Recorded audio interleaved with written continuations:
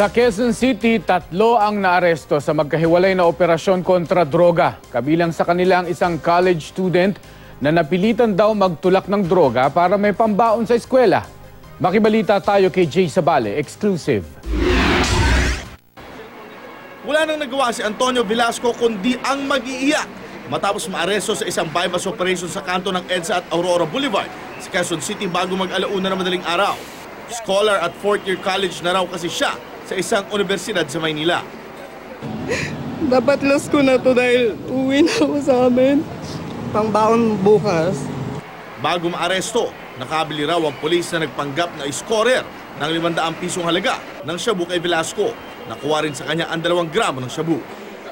Bago ito, naaresto rin ang 2 umunong kasamahang tulak ni Velasco na naka-check-in sa Blue Sky Hotel sa E. Rodriguez, Quezon City. Kinilala mga sospek na sina Redentor Camba, alias Denden at Eric Dupata. Ayon sa mga pulis, sa malilit na lodge tulad nito ginagawa ang transaksyon sa pag-aakalang ligtas sila sa huli. Nakabili raw ang pulis buyer ng 1,000 pisong halaga ng shabu.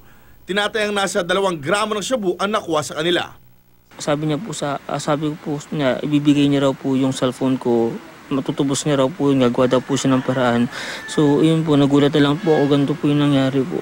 Para nga po sa kanya po. Na para po mabalik yung cellphone po niya.